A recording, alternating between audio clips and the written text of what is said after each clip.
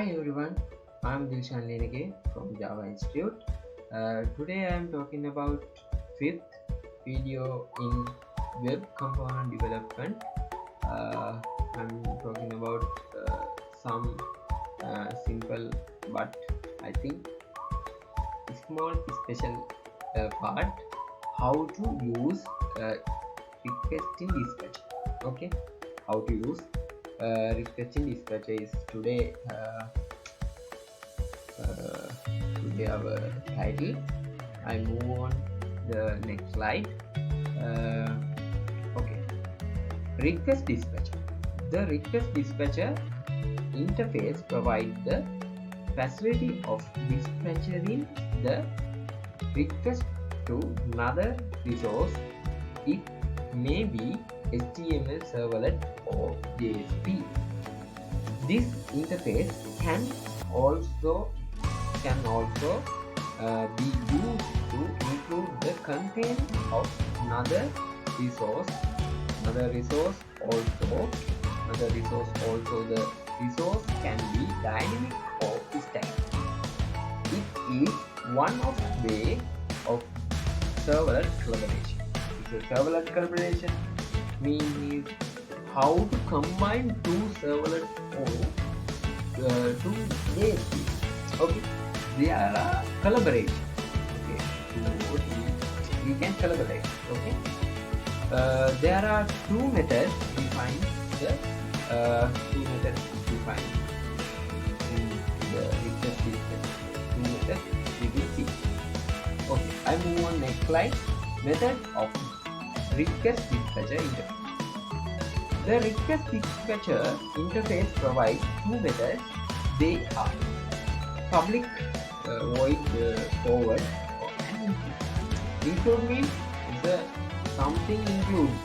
Okay, something include something, but forward means you can forward it. It's go to next frame. Okay, but include means is some two frame collaboration. It's one frame. Okay, if we will see two diagrams. The next slide is there is one diagram in a forward. You can see a client and when the request servlet, one servlet and forward another servlet, but response generating response is that. But we can see only for second servlet content is second servlet content. We can only see. You can see only second servlet content. Second servlet contain only see.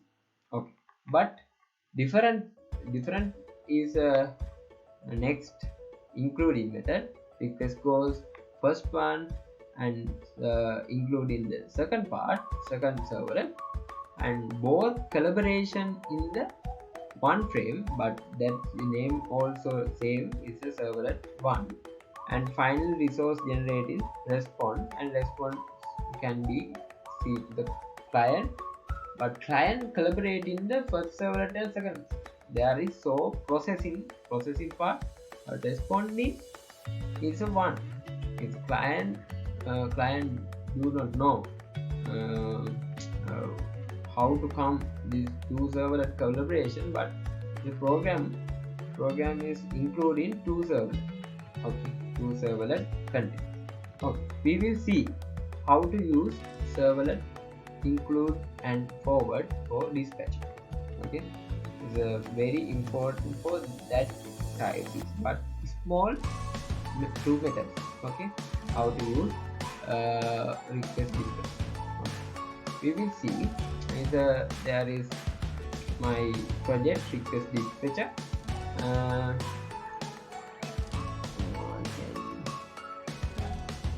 Yes. Okay. The request dispatcher. Hi. Yes, that's A and B. Okay. A and B. This set you can see A. I create A.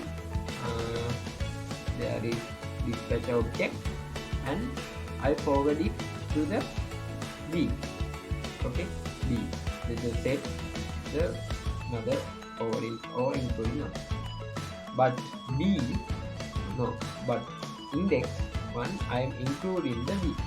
Okay, we will see how can we see. I deploy the project and I go to the project and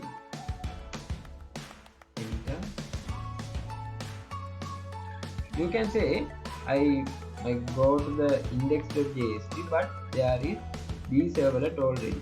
Okay, B servlet already, and next to I go A.jsp. There is only B. There is only B.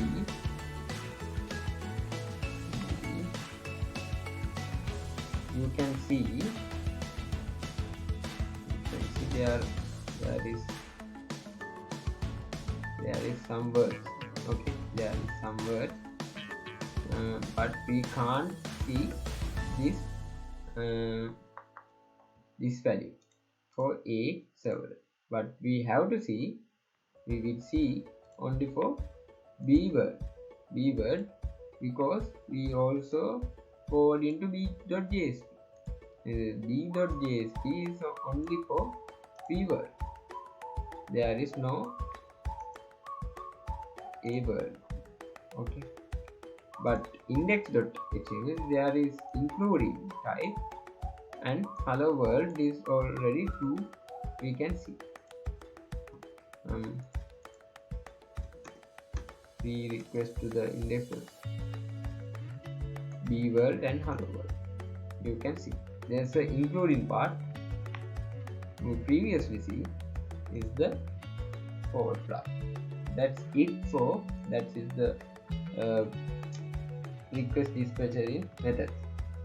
That's the request dispatching method. Is a you can do many activities for this, because you can include a big or small contents. So there is some special part for